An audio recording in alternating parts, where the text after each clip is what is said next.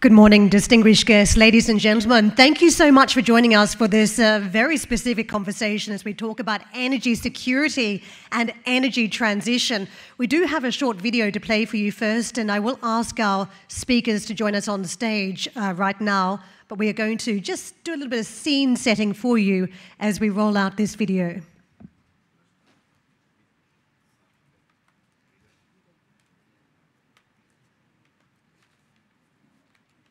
Decline in Russian natural gas exports to Europe has increased energy prices and made it more challenging for European economies to maintain reliable access to affordable energy in the future. How has Europe adjusted to this energy crisis? And what do higher European energy prices mean for the green transition? A mortal risk or a blessing in disguise? Let's look back. Russia's invasion of Ukraine brought an end to abundant and relatively cheap natural gas imports to Europe. Energy prices in Europe spiked, and the continent experienced its biggest energy crisis in 50 years. Though prices have since fallen, they remain about 3 times higher than before the COVID-19 pandemic. Now, Europe's reliance on Russian natural gas has come to a grinding halt. CESEE countries were among the most dependent on gas imports from Russia before the war. Indeed, for some countries, these imports were the only source of gas. So, it's not surprising that the energy crisis has fueled inflation, especially in Europe's CESEE economies, reduced household purchasing power, and slowed economic activity sharply across the continent. European governments responded swiftly with a range of measures to diversify supply, improve trans-European energy infrastructure, and reduce demand. Gas producers such as Norway, Qatar, the US, and Algeria stepped in to fill the supply gap left by Russia. Motivated by higher prices, policy changes, and helped by a warmer winter, households and firms reduced their gas consumption. Most EU countries introduced or extended tax breaks, price caps, targeted transfers, or energy vouchers. These measures successfully reduce the energy cost pass-through, but they come with undesirable side effects. They delay the necessary adjustment in demand, and while they benefit consumers in the country where they are introduced, they may lead to higher wholesale prices across the continent, hurting consumers in other countries. So, these measures should be carefully designed and phased out as energy prices fall. Challenging times lie ahead. Energy-intensive firms that are bound by long-term contracts signed during the height of the crisis will likely remain strained for some time. While EU countries have emerged from this past winter with higher-than-average levels of stored gas, replenishing those stores without Russian supplies could be harder this year. At the same time, the world's largest gas importer, China, has ended its zero-COVID strategy and the periodic shutdowns and reduction in Chinese energy demand it created. This could lead to tighter global markets. Due to infrastructure bottlenecks, any gas shortage next winter may be distributed unequally, with the landlocked countries in Central and Eastern Europe being the most vulnerable. Energy security will remain a top priority in the years ahead. The crisis also highlighted the complex interactions between energy security and climate objectives. Faced with emergency, some countries have substituted gas with much more carbon-intensive fuels, such as coal, at the cost of increased greenhouse gas emissions in the short term. In the medium term, however, there are clear synergies between energy security and the green transition, as reducing greenhouse gas emissions requires more renewables and less reliance on fossil fuels. That's why it's critical that governments ramp up policies to incentivize the transition, including carbon pricing, which remains in its infancy across CESEE. With so many moving parts, questions remain.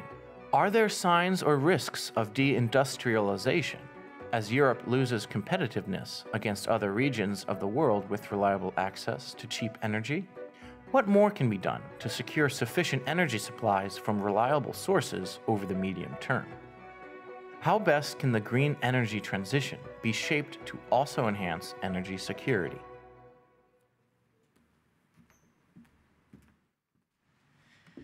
So key questions already addressed there. Now let me welcome to the stage our panel today.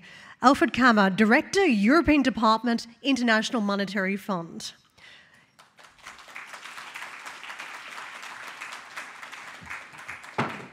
Švejnar, Director, Center on Global Economy and Governance, School of International and Public Affairs at Columbia University. Paula Pinho, Director for Just Transition, Consumers, Energy Efficiency and Innovation, Directorate-General for Energy at the European Commission. And finally, Olga Khakova, who is a Deputy Director, European Energy Security at the Atlantic Council.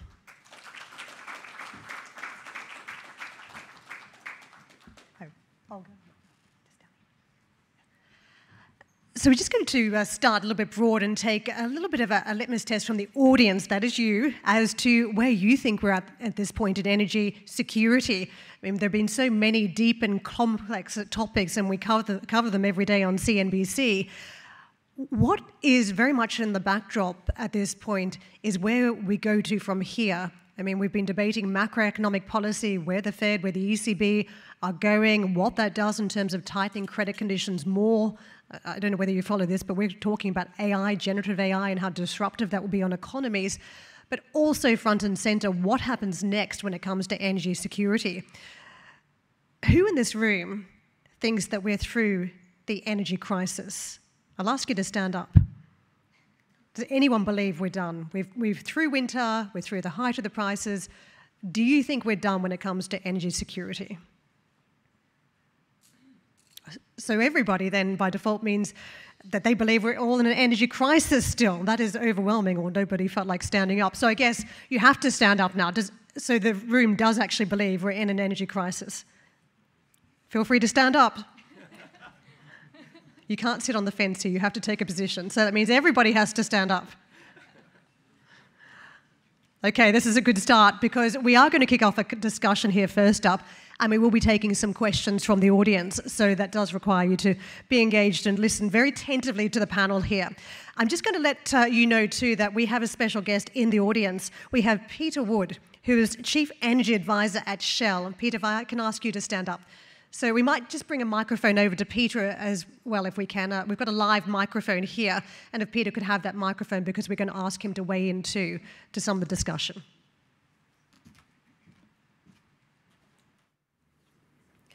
Well, welcome everyone. Thank you so much for joining us. Alfred, if I can just switch to you on this topic as we discuss and just start a little bit broad here. How have countries in Europe adjusted to dwindling gas supplies from Russia? Where do you think we're at on this journey to achieve energy security and energy transition? I think, as the previous speakers have pointed out, we were faced with an unprecedented set of crises. We came out of the pandemic, and we had a very strong exit. And I think one of the hallmarks of this exit was it was a result of very strong policies during the pandemic. And then we were hit by the Russia's war in Ukraine with a massive energy crisis. And we are still living through these repercussions, and the low growth this year. The high inflation we are seeing is a large result of this intervention. But it could have been worse, and if not for policy action. When you're looking at the outset last year, natural gas dependency of Europe, 84% imported, 40% of that coming from Russia. Biggest concern was for the landlocked countries, Slovakia, Czech Republic, Hungary, but also Austria, Italy, and Germany, because in the case of a Russian gas shutdown, they could actually have experienced a physical shortage, and that meant rationing of gas. That was avoided. That would have led to a much worse outcome. And it was avoided because of policy action.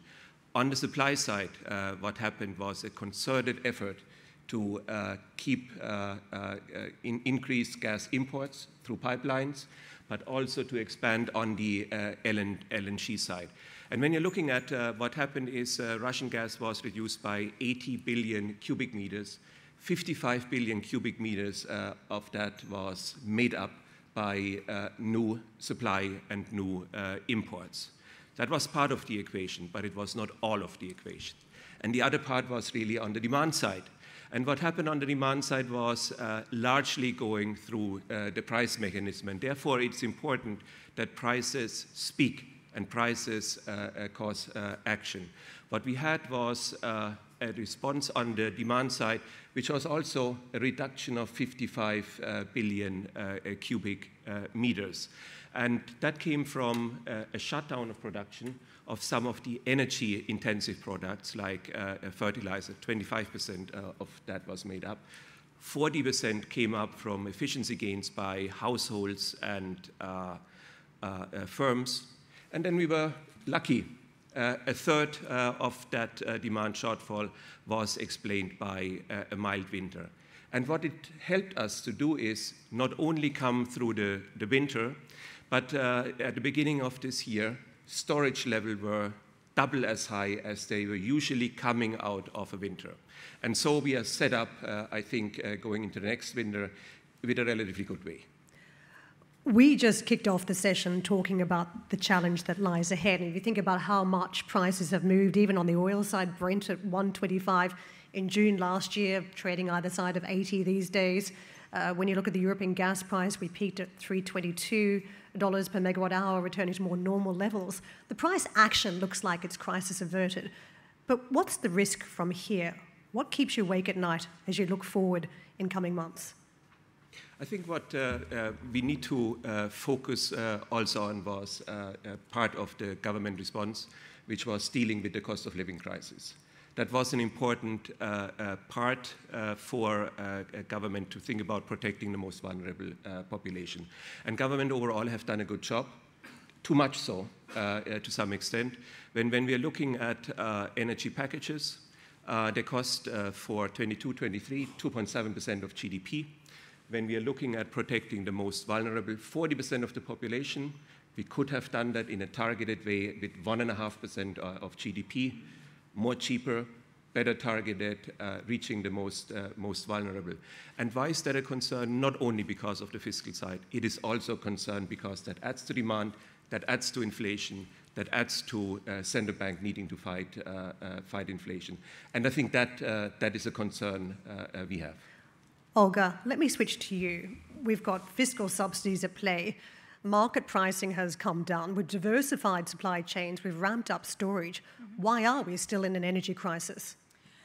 Because there's a lot that can happen in the next several months, even the next 3 to 4 to 5 months. So a couple of unpredictable variables that we're keeping an eye on.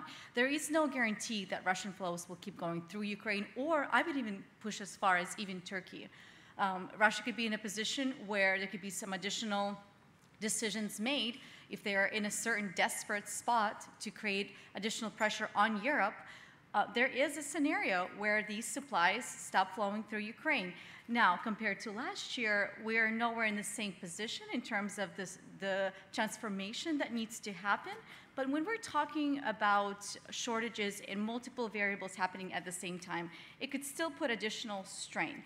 Let's take a look at exacerbated impacts on weather patterns from driven by climate change. We got lucky, this was said multiple times today, with the warmer winter. We could still have heat waves, we could have cold snaps, we could have impacts on hydro or other energy production, and of course that interconnects to nuclear production across Europe. That even interconnects on how well coal is delivered across Europe and across the world sometimes too. There could be some technical outages that have nothing to do with malign actors or climate implications.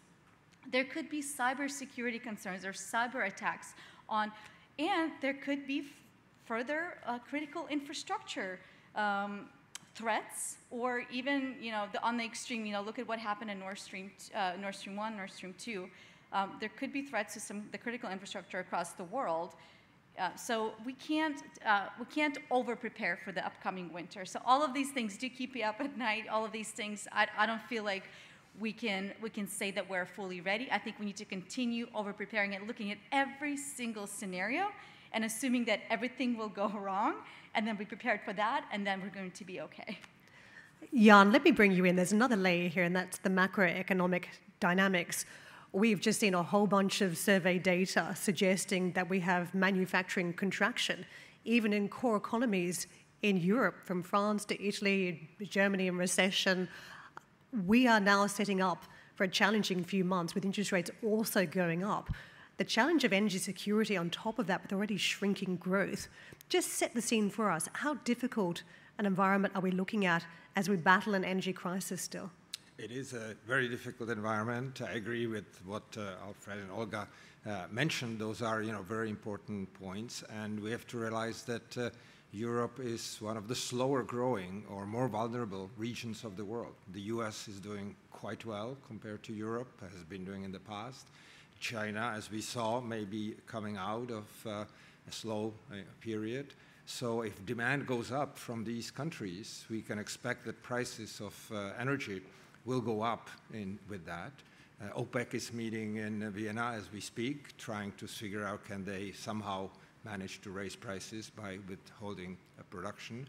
So I think that we are in a very difficult situation, and Europe in particular is quite vulnerable, and CESEE parts of it are indeed under pressure and will be under pressure. So the demand conditions will be important, supply will be crucial, and development of alternative sources, of course, will be very, very important. So I would say we are in a very uncertain type situation. And going back to the earlier speakers, I think the question of adaptability, dynamism, resilience will be crucial. And in Europe, we have to count on the possibility of countries teetering on the verge of recession during this year. Paula, let me turn to you.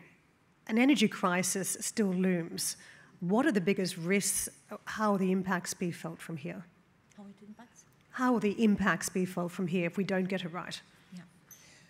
Well, we really need to look back and also see lessons learned, right? And when you see where we started from, and we were faced with a second crisis, and we were in a context of Green Deal, European Green Deal, transition to the first climate-neutral continent in the world, and then hits COVID. And that was the first time that the Green Deal was put into question and said, this is the end of it. And then we had the Next Generation EU, which really put forward unprecedented financial means, as was said already today, including by the Prime Minister, which created unprecedented possibilities. And then hit the energy crisis. And again, this is the end of the European Green Deal. And not really. Alfred described very well what were the sort of measures that were put into place in terms of short term, but also in terms of longer term, the structural measures, but also the emergency measures. And we're not out yet, but what we learned from last year is that through this combination of emergency measures on the supply, on the demand, on the infrastructure, on the prices, we came out and we survived the winter. We're not out of the woods yet, but hopefully we also learned a number of very, very valid lessons during this winter. For instance, we all of a sudden discovered the potential of energy efficiency. Very interesting to hear from industry that they now looked into how can I manufacture more efficiently. There hadn't been an incentive to do so before because gas prices were pretty low. So why even look for alternatives? I want to hope that these lessons are here to stay and lead to structural changes which will really allow us to be on a much more resilient path as we go forward. Also, when we see at the deployment of renewable energy over the past year, we have broken records. We have added 47% of additional capacity in solar power, 46% in wind compared to the year before. Really massive that we had not counted on. This is here to stay. So this will have a long-lasting structural impact on our resilience and will make decarbonization converge with energy security interests. The theme of the conference is policy making in choppy waters, and it's felt like choppy waters for a long time, I think, in Europe. More recently, perhaps even a storm, so setting course in a storm. the direction we're going, Europe is heading towards net zero greenhouse gas emissions by 2050. When you consider the dynamics that we've faced, war in Ukraine, very tough economic conditions as well, is the current energy crisis helping speed up the transition, or in fact, is it providing hurdles to achieving the goal?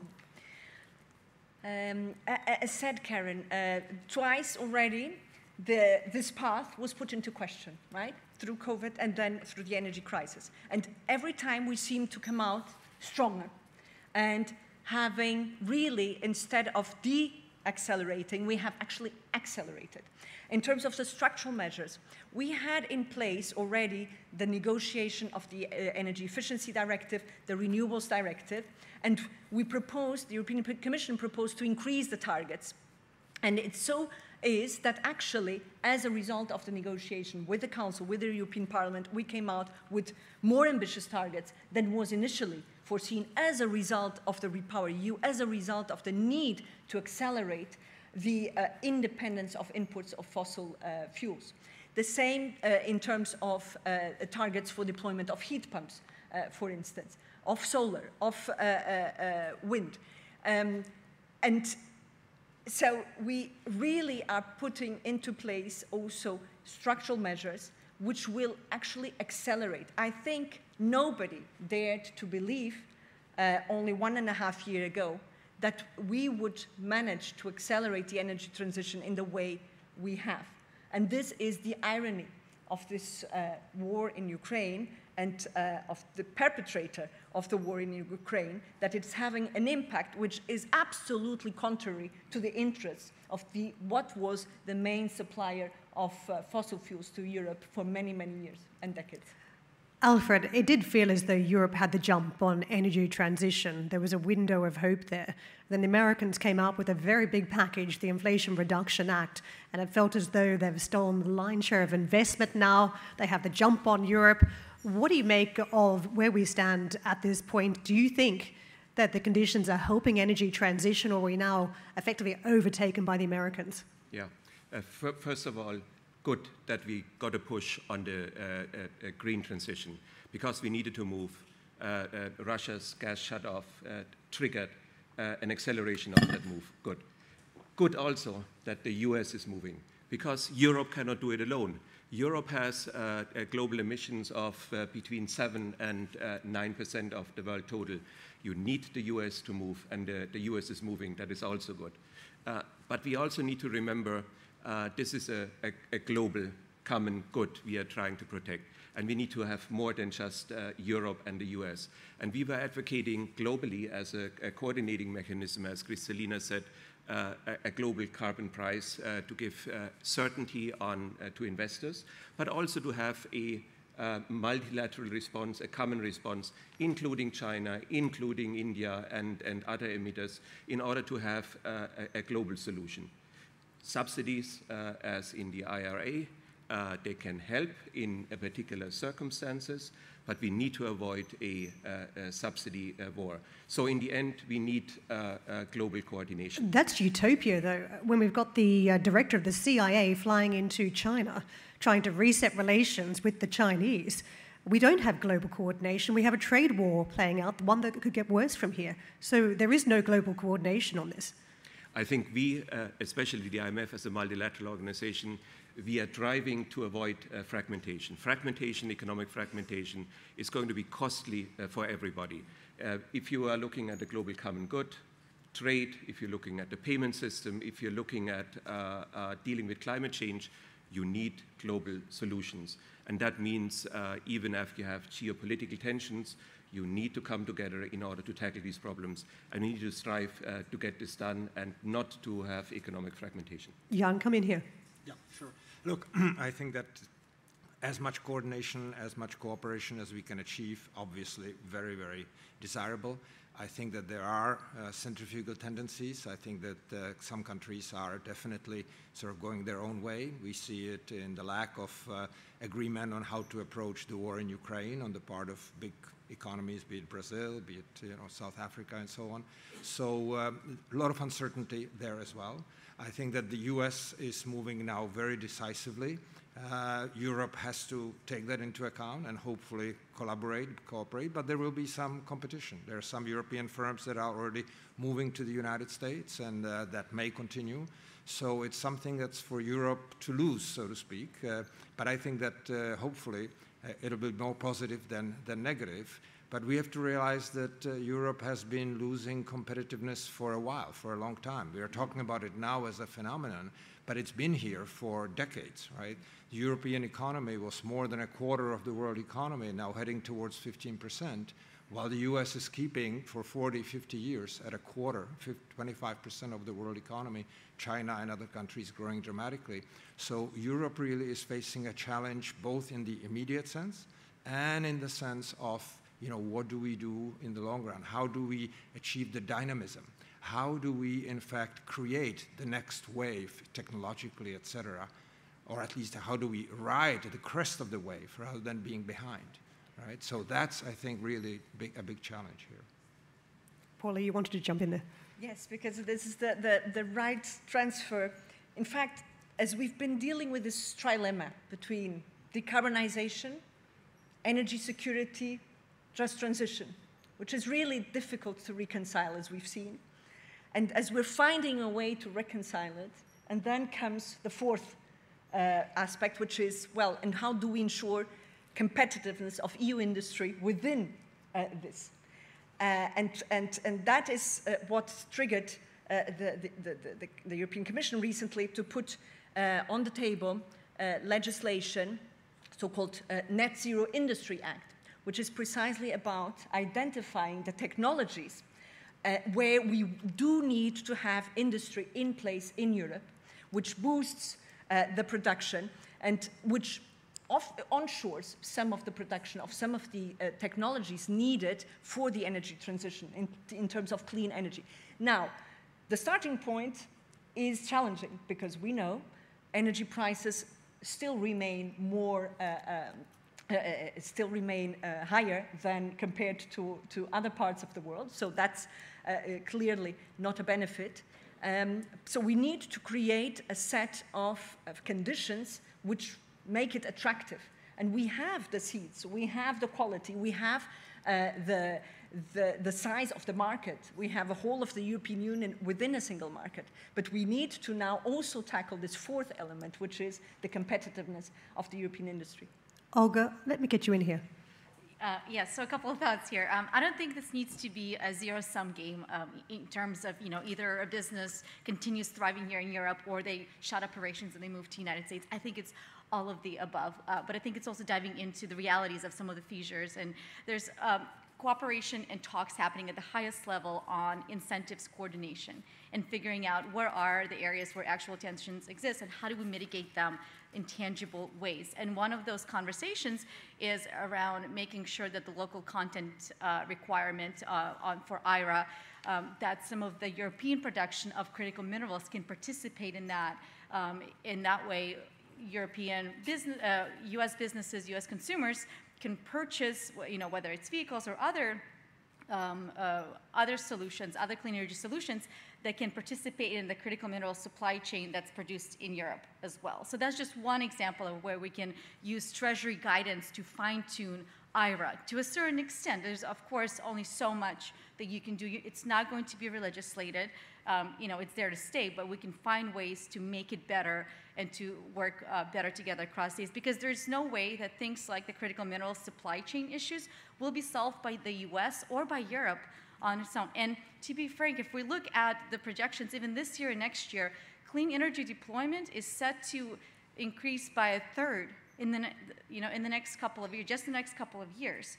So we're going to have shortage of materials, not just in terms of issues with decoupling from Chinese supply chain, but globally, we're going to have to do all of the above. We're going to continue to figure out a way to work with Chinese supply chain while establishing our own in US in Europe and working together in third countries, and that includes improving labor standards, and that includes improving environmental standards of how these critical minerals not only are mined, but also produced, manufactured, processed. And some of that will have to happen in US and Europe, and that's a tough conversation for communities that might not be ready to see some of those plants or mines in their backyards. They might want to see the clean energy products, but they might not be ready to see that full supply chain conversation. Olga, let me ask you directly then. Is the trade war with China detrimental for energy transition in Europe? If we let it become a true war, right? Or we can take a different approach and once again take a realistic look at where we need to be in our supply chains for clean energy, critical minerals, critical materials, how much of that China will continue supplying, and realistically, how much of that can be ramped up here. Because we have to do these things in parallel. We can't pick one or the other and say we will fully decouple, and in 2 years we're going to produce all of our critical materials at home. That's not feasible. Would be wonderful to live in a world with that. There is a real pathway to get there, but I don't see one. We also can't just sit on our hands and say, you know what, China is just too efficient. These products are way too cheap for us to ever even consider competing with them. So we must just give up and not even try to supplement it with our own production at home. I want to turn to Peter and get the industry perspective, because you're dealing with the Inflation Reduction Act of a day. You are considering where those investment decisions go as a corporation. Just weigh in here on some of the themes we've been talking about, and of course this trade war between the United States and China. Thank you. I don't like to talk about wars, so we'll leave that to one side. Look, industry moves where the returns are. So clearly, there's strong signals from the United States at the moment. But there are also signals that Europe is moving as well. And these sorts of things don't play out overnight. They play out over a decade or more. A typical large industrial investment has got 3 to 7 years of gestation period, and then it's going to be around for 25 years. So you need a bit more than just a one overnight signal. So I think we're expecting a bit of a response from Europe, and I think the capital market will kind of respond to that. What I think is we need to be a bit more careful of is just how long all this is going to take to play out. So if we come back to natural gas, the production of natural gas in Europe is declining at a far faster rate than demand will decline, even in a rapid decarbonisation scenario. So there's going to be a gap to fill. So Europe is going to be dependent on LNG imports for a while more to come. And that leaves Europe exposed, as long as it's buying on short-term contract basis, which it is at the moment, it leaves Europe exposed to higher prices, and particularly weather. So I can't emphasize enough, the weather this winter is going to be really important. In fact, it's the weather within about 500 kilometers of Brussels. It's as simple as that. If you have a very cold start of the winter, November, December, and those storage levels fall lower, and you become dependent on just-in-time delivery of LNG, and the market tightens.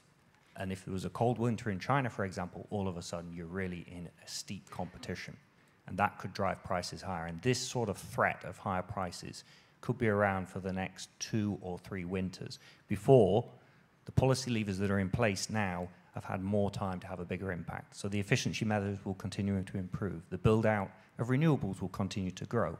Sourcing of alternative forms of natural gas, a bit more pipeline from here and there, those will all improve. But we remain exposed. That's extraordinary, because there is some market chatter that intraday prices could flip to zero or below zero over the course of the next couple of months. It's not the base case scenario, but it's a possibility, right? That's right, but we've got intraday prices, spot prices here and now, and then we've got the futures curve. So if you look at the futures curve, I haven't checked on my phone this morning, but you see that prices are higher for this coming winter and for the 2 winters ahead. So the markets are signaling, could be tight. They're not very high, but of course, a lot of natural gas is bought in longer term contracts, but if it gets cold and you have to go out and start buying boatloads of LNG, that's what drives your price right back up again. And it transmits the price all over the world. So Europe bid up LNG prices last year, and those who are less fortunate weren't able to afford it, and they either didn't have energy or they moved to coal. Before we let you just take a rest for a minute, can I ask you about the interconnections in Europe? We just heard from the Prime Minister talking about some of the decisions that have been made at a government level here in Croatia, but we know that those decisions have been happening right across Europe. Big debate around the Iberian Peninsula, how gas flows are being brought into Europe from that side, also from Azerbaijan through Turkey into parts of Europe. How far do you think the interconnection story has gone at this point, and how much more work is there still to do? So on the gas side, you had gas coming into the center of the continent from Russia, and then, which is where it's cold. And of course, that's stopped now, and LNG comes into the coastline, so you need to get the gas from the coast back to the interior. I think that can be done, small amounts of investment. What bothers me more now is the electricity grid, because the demand for electricity is likely to more or less double in the next 30 years as we electrify cars and home heating and so forth. And that is going to require large-scale distribution systems offshore, bringing it onshore, not too difficult. Across countries, pylons, very difficult. And then strengthening of the local distribution grid, which is not difficult per se. People see the wires, but it's a lot of activity. So we need to be thinking about distribution companies, which many have not seen large increases in power demand for a long time. They need to reconfigure themselves from maintaining the grid to expanding the grid. Paula, this puts the ball on the tee for you. Thank you, Karen. And building on that, I mean, on the interconnection, be it for gas, for electricity, it's been years that the European Union is working on that. And we have reaped the benefits of all that work precisely over the last year. What the Prime Minister mentioned today, the Kirk LNG terminal, for instance, which is playing a decisive role now to bring in LNG, but also interconnected between Poland and Lithuania.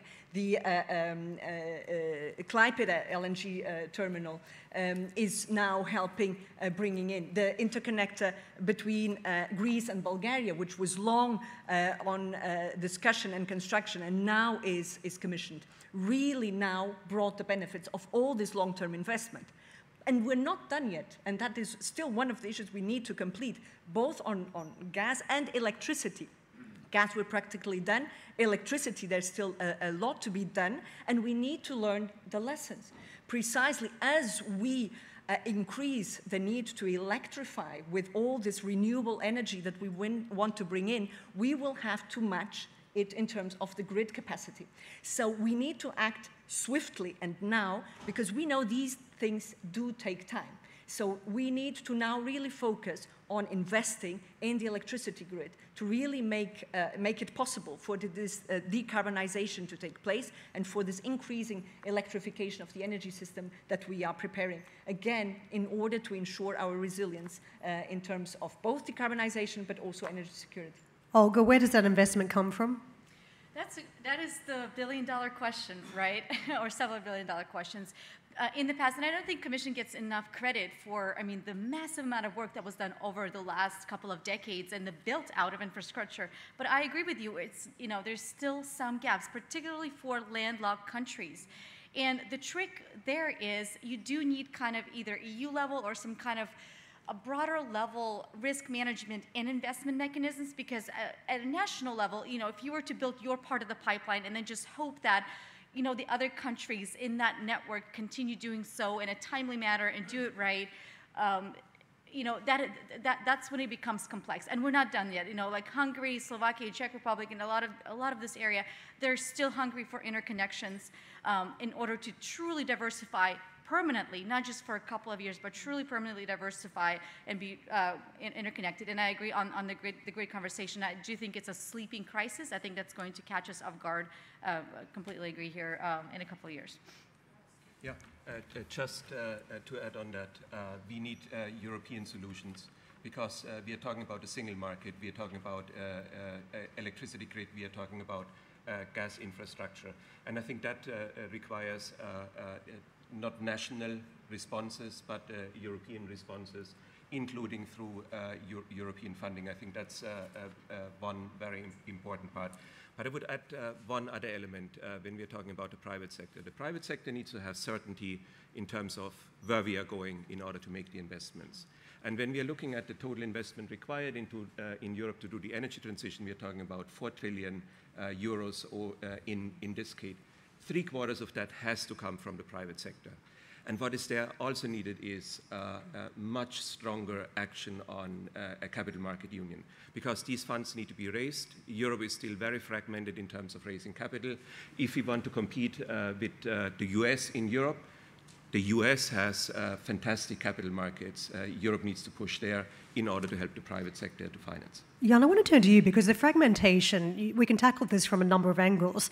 If you consider large chunks of the region, from the Czech Republic, Poland, Bosnia-Herzegovina, Serbia, Bulgaria, a lot of these countries still rely on fossil fuels versus others that are pivoted to, say, hydro, others using nuclear. It's a very different playing field across the board. A lot of these countries, I mean, Slovakia, a great example, large chunks of GDP are derived from fossil fuel industries. No guarantee that they'll be the forefront of industry down the track around electric vehicles unless there is a transition that works for that country. How do we think about ensuring all of the nations in lockstep are moving together and that fragmentation doesn't deepen? Right. So, look, they definitely want to move alongside with Europe and the rest of the world towards the greener, healthier way. But yes, they are starting from a point where they indeed are relying very much still on coal, oil, and so on. So that's going to be a big transition where they themselves have to start acting more decisively, and Europe as a whole has to be instrumental in enabling them to do so. In the midst of all of this, we have to realize that these huge investments that we're talking about are taking place when the debt of all these countries, indebtedness has increased. So to borrow even more and go further in that direction obviously has macroeconomic implications. And again, going back to the fact that Europe is a continent that's growing slower or does not perform as well as China or the United States over the last years and decades, is really crucial. So I think that these countries depend very much on Europe as a whole becoming more competitive and they moving along with it. I think a great example is Poland. Poland has done so well over the last decades. During the Great Recession, it didn't even go into a recession if you look at annual data. So yes, it is possible for these countries to do well, but they face a greater challenge, in fact, than the rest of Europe and than the rest of the world. So this is where some coordinated, concerted action is really important. Kristalina Georgieva was talking about fiscal policies supporting the vulnerable. We've seen enormous fiscal policies in the form of subsidies handed out to protect mainly consumers, but also businesses from high energy prices. What's the role of these expensive handouts in future? I think they have to become much more targeted. Alfred already mentioned it, and I think that you see it all over, that yes, during the pandemic and with the war, etc., the first action needs to be decisive and is not necessarily targeted. But I think now these types of measures will have to really target the very poor, enable businesses to grow, but businesses have to adjust, and they are adjusting, operating in much more uncertain environments. I think we'll talk about investments in the next session, but precisely there is a question, will the private sector be able to undertake the type of investments together with the assistance of the public sector?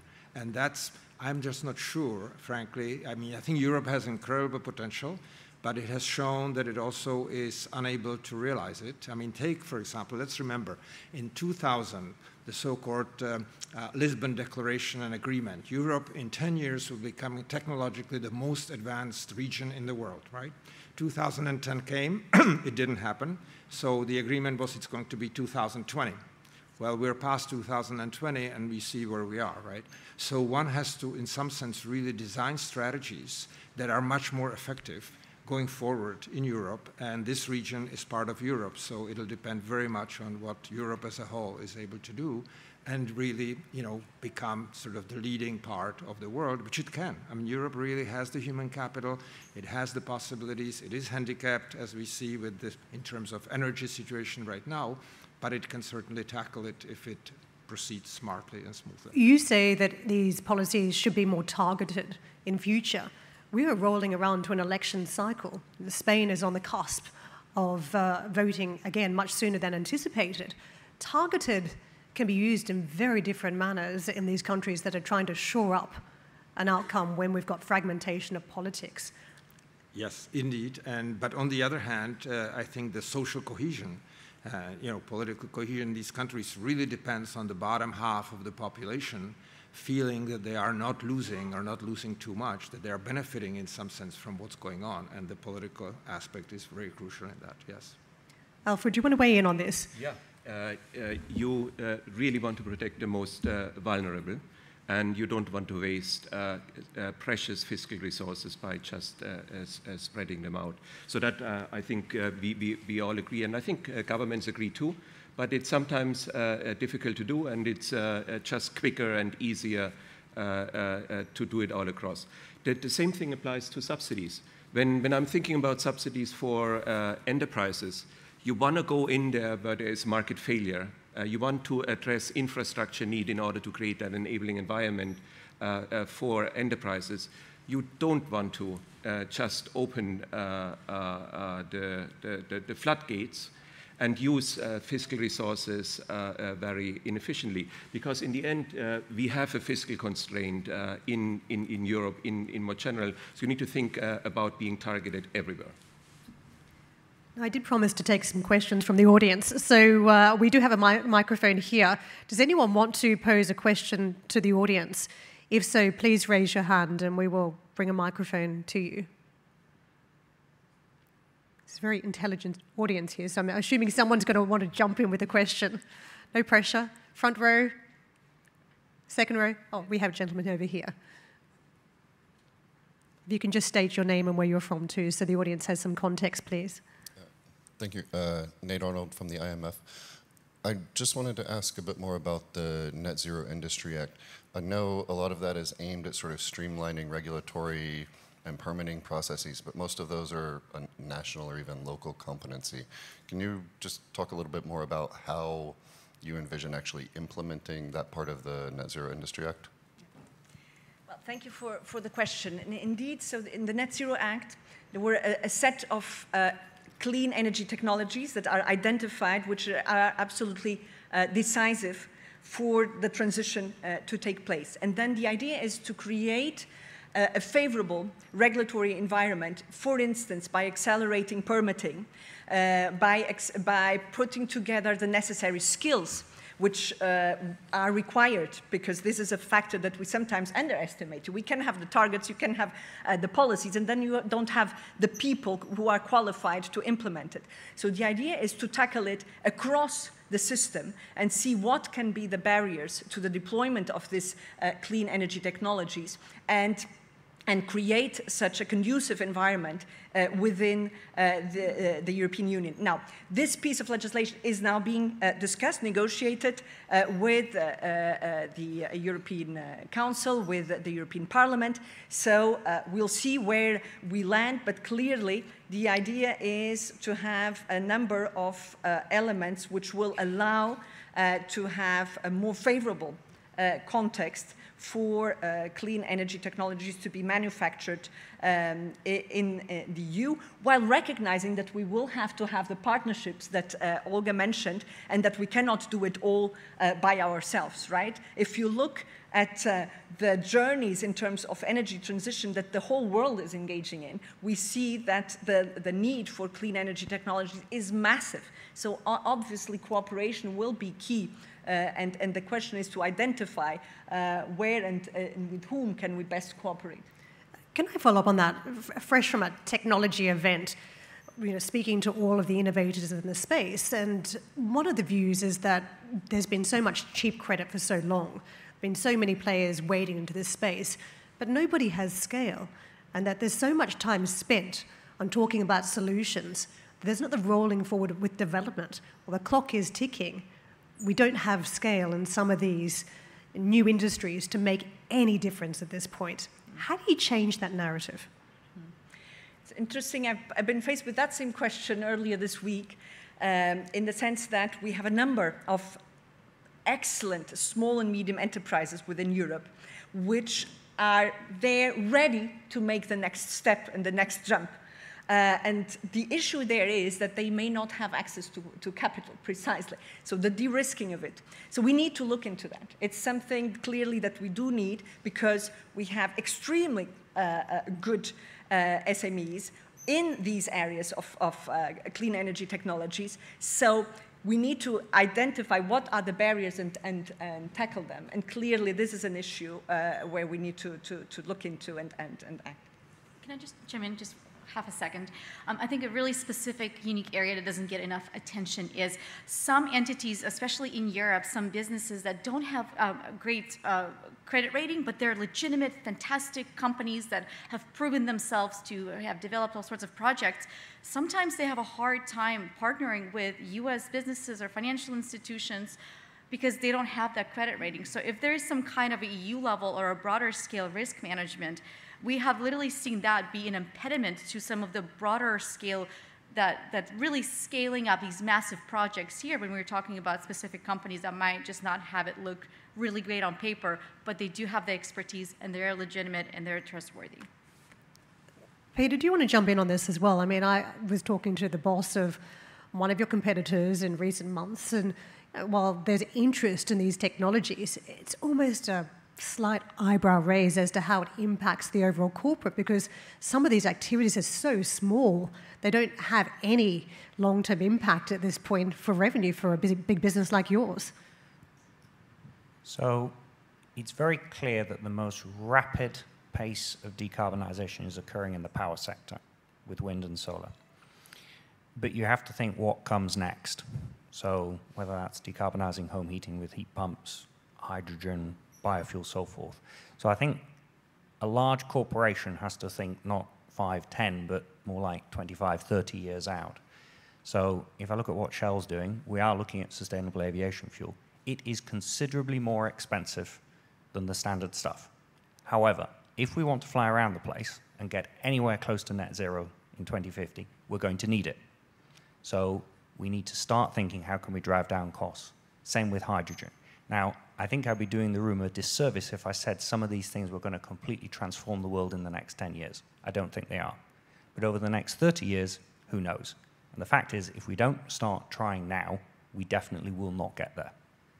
You're sort of hoping and praying, right? I was talking to the CFO of Ryanair early in the week, and it was a very similar conversation, that these sustainable fuels are just not economical at this point. If you had to use them today, it'd be hugely detrimental for the quarterly earnings that they produce. So something needs to change between now and execution down the track, right? How do you get that critical mass that we're talking about? How do you get the economies of scale? So you have drive from policymakers, so the European Union mandates for something like sustainable aviation fuel. But also, I don't want to offend anybody, I'm not big on praying for this sort of thing. I'm much more on investing in R&D. And we will surprise ourselves. We always have done. I work in Shell's scenario department. We try and think about the future. If I look back at what my predecessors have done, we always miss technological breakthroughs. I don't know where they're going to come from, but I'm confident that we will find them if we invest. So in particularly decarbonising industry and aviation and certain areas of heavy road transport, we need to be experimenting and seeing what works. It's no good trying to predict. We just try different things, and then something will emerge. We can take some more questions from the audience. Does anyone else want to chime in with a question or a comment on some of the discussion points that we've been having here? Feel free to raise your hand. Okay, we'll kick it back over here. We've got plenty more to discuss then. But if you do want to get involved, please do raise your hand. Oh, do we have one? Oh, fantastic. Again, I'll ask you to state your name, please. Yes, Romain Duval from the IMF too, which is why I didn't want to ask a question, but you know. I have a question for Olga, which is regarding the prospects rate for gas next winter. There was a slight difference of view maybe with Alfred, and so what's your thinking about the likelihood of shortages vis-a-vis a renewed price spike, right? I think lots of the factors you listed would lead to a renewed price spike, but do you also see any kind of risk of shortages? Because, I think our assessment was more that you would take, a combination of risks to materialize for any shortages to right, to materialize next winter. So is that also your assessment on that? Yeah, so I mean, I think there's two different risks, right? There's risk around the price spikes, but there being enough gas in Europe because Europe would be able to purchase enough gas on the global market and attract enough supplies, but at a really, really high price, just like we've seen over the last year, especially in August, right? Really expensive, but the supplies were here, so overall there was enough gas, just really, really expensive, and you had to have all of these different national and EU level schemes to support businesses and households. So there's that risk. There's also like overall shortage. If you do get enough demand pulled in Asia, if there are some, you know, we have another Freeport situation where there are some exporting facilities that are not working for whatever reason, there's always that risk as well. But I think the pricing risk is always higher for Europe because there's still regionality around the markets, even within Europe. And when you have differences in prices, and you have differences in prices when you don't have fully fluid infrastructure, right? So that means that there is still a risk for internal competition across Europe. And there is still, and this doesn't get talked about enough, there is still a risk around competition for storage. Well, you know, over 100 BCM of storage Europe, which is fantastic, but there isn't, you know, a guarantee in terms of how equitably that will be spread out and purchased across Europe if things get really, really tough. We didn't get to that point last winter because we didn't have to, and we came out with really high storage levels. But I do see a worst case scenario. Now, this is really, really bad, like everything going wrong, all of the things that I've mentioned, a couple of those things going wrong at the same time. I'm hoping that we don't get to that. I'm hoping that everything goes smoothly again. But there is a scenario where maybe countries that have more resources will be able to have access to that storage, these supplies, perhaps slightly easier than some of the other countries that don't have the same financial backing. So, we've mentioned the lack of Chinese demand and how that's taken some heat off the price, but we haven't mentioned the lack of German demand. Mm-hmm. And if we think about what played out last winter, in Germany, the Bundestag drew up blueprints on how to wind down certain industries. Heating was turned down. But the pointy end of this was that we could see large-scale shutdowns across industry if prices got out of control. We didn't quite get to that point. And now the Germans are talking about an electricity subsidy that changes the playing field, where manufacturing, industry, consumers have access to cheap energy at a price that could be different from the rest of Europe. What does that do as we talk about fragmentation of this policy moves forward? So there's always risk when you do have these different pricing schemes, and I think for Germany, it's a very unique case because the demand destruction that led to businesses shutting down or scaling down production, that should not be celebrated. I think it should be celebrated in terms of the solidarity. Yes, we got through last winter, but that should never be the long-term goal, the long-term solution. In the long term, we should figure out a way to keep these businesses running, even when there are price spikes, even when the market situation gets tough. So the fragmentation in terms of national support, that's why I agree with the comments earlier in terms of the long-term goal is to get back to that competitive, integrated, interconnected market across Europe. All the efforts that were done over the last several decades through the third energy package and all the other, and of course they had to be scaled back because we had an extremely tough year last 15, 16 months. Some of the companies became nationalized. Some of these structures had to come in place to support the businesses. But there is that risk when you have national support schemes that are different, that incentivize different production, different sources. And it is more confusing for the private sector in terms of even coming in and saying, even predictability, even long-term investments. So great, you have that support scheme right now, but what does that mean for 5, 10, 15, 20 years if you're a private sector and you're looking into a specific project, right? Yeah, it's a good point. I mean, the ownership structures changed on major companies from EDF to Uniper over the course of this time, but I know you both want to jump in. Yeah, quickly, one of the biggest achievements in Europe is the creation of the single market. And that calls, when it comes to energy policy, energy security policy, it calls for European solutions. And an element when we are looking at financing climate change in order also to deal with fiscal constraints is a climate fund one should think about, which is addressing common infrastructural issues, but also is putting the euro where you get most out of it in terms of decarbonization. So preserve the single market, don't go it alone, don't fragment Europe, and we need a European solution for that. So are you saying Germany should avoid this electricity subsidy? I think we should be very careful in general when we are thinking about subsidies. They have a place, but subsidies provide a particular incentive. Subsidies over a very long time are questionable. Paula? Yes, and this is precisely what we, well, last year we put into place a set of emergency measures, as said, including in terms of what types of schemes and subsidies could be put into place in a context of emergency. And now we're precisely looking into what are the measures that need to still be prolonged, because we are not out of the crisis yet. And we are, for gas, we have actually prolonged the gas demand reduction regulation for another year. For electricity, we're now coming out with a proposal on how to go about it. But we also learned the lessons, and we have put on the table the electricity market design proposal, which is precisely to address in a structural manner how to go about this, and to make sure that we do not have this fragmentation across the EU, and that we're actually speaking of a genuine single market in terms of electricity, where we allow regulated prices only under exceptional circumstances when certain conditions are met, and that we create the conditions, for instance, through context for difference, to integrate the renewables more and more in the system in a level playing field. So that's where we bring in and now are looking into what are the structural measures that need to be there precisely to also allow for investment certainty and for a level playing field across the EU. So what would you say to Chancellor Scholz about the electricity subsidy? We are in discussions on all of those measures which require state aid and which need to go through the appreciation of colleagues in the European Commission. So clearly it's something that we're looking into, not just for Germany, but for all those who are looking into it. Sort of diplomatic language on stage at the moment. Jan.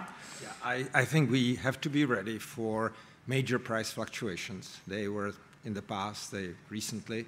And so, be ready for price increases. I think that governments and EU in particular can provide some smoothing over time, but otherwise there has to be restructuring. And so, for instance, the fact that Europe still doesn't have an integrated capital market, even banks are basically country by country, that's been known for a long time. Politically, there hasn't been any significant sufficient will really to move in that direction. And I think it's time to consider those kinds of issues as part of the energy strategy going forward. That indeed the US has been more successful because private sector capital is moving faster, smoother to places where it needs to go. In Europe, we don't have it. And unless Europe takes concrete steps of that kind, it will not be able to face the challenge as well as other parts of the world. This very challenging crossroads where we talk about intervention, what's the right sort of intervention, what's too much and what destabilizes market forces. Managing Director, just moments or earlier before the session, pointed out carbon pricing, that she was encouraging it. Mm-hmm. What does that do to market forces? Is it the right move? I think that would be the right move. I think it's a political question whether it can be adopted, but having a carbon tax, carbon pricing, I think is exactly the right way to go. And forcing and forging agreement on that would be a major step forward. Why doesn't it just add more complexity around doing business in Europe? Well, actually, it would simplify things. I think if people know and understand that there is a price, and price that is to a significant extent predictable, I think that will make private sector be more efficient and able to make the big investments that were mentioned. Olga? So I think, first of all, it starts at the accounting and having a global system where we can agree on how we're counting carbon emissions, whether it's LNG, whether it's methane, whatever it is, or products that are being shipped to Europe and from Europe. With CBAM coming online, I actually think that could trigger, almost force, a global way to start counting carbon emissions for certain products that perhaps have not been as clearly assessed in the past, and force us to, in a way, to start applying that carbon pricing in an indirect way, even places like United States. It's actually interesting. There is some bipartisan support for it in US in some corners, but it's not something that will be popular across all voters to get it across the line anytime soon on the US side. But I think, once again, it starts with accounting, and you have to be able to count carbon emissions from the different products and the value chains in order to have a meaningful conversation. And we still globally do not have those standards on how to count, verify, and report. Peter, business loves regulation. Carbon prices, a good thing? It's very difficult to imagine getting something like carbon capture and storage moving without carbon prices in some way, shape, or form. I think the key thing, which has been mentioned, is the durability, the outlook for the price. If we'd all been sitting here a few years ago, European trading scheme was at, in the teens of euros. There wasn't really a price signal in the US. Today, you have the 45Q in the US at $85 a ton. You have the EU ETS at somewhere in the 80 euros per ton.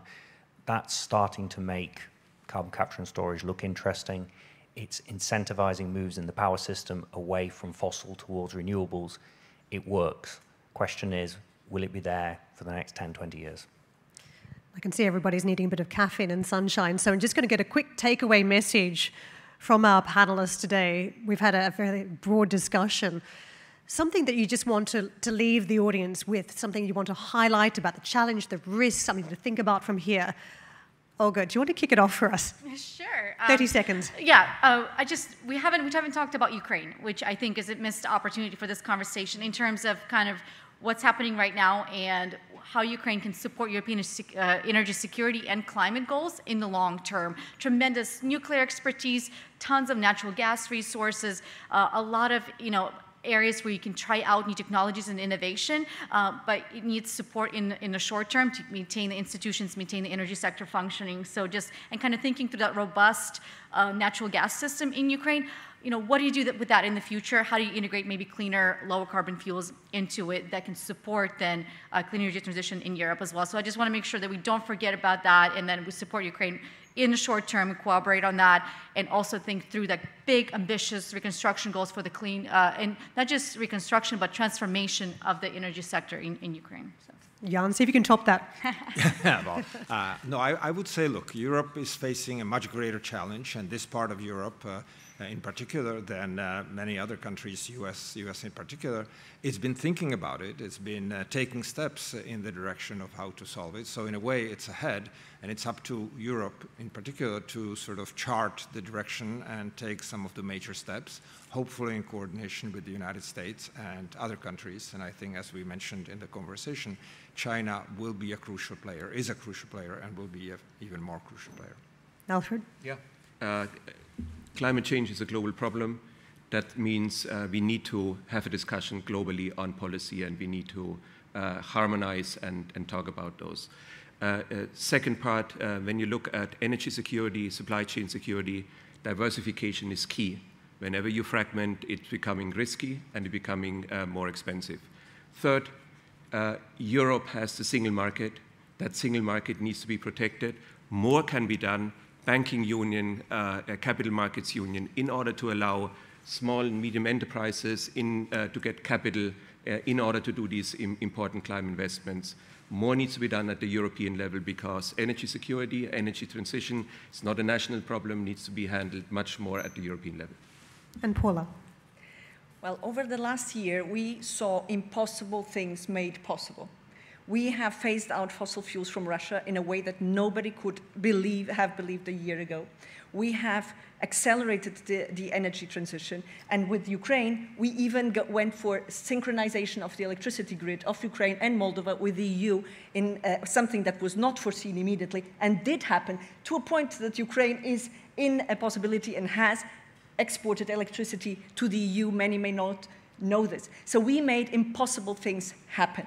I want us to all learn the lessons, and we have to learn the lessons also for the energy security of the future, which is not fossil fuel related, but also not to commit the same mistakes that we did in terms of non-diversification. Now we have to look into that precisely with the critical raw materials, with the critical minerals, and ensure that we have the necessary grid in time to make this vision a reality.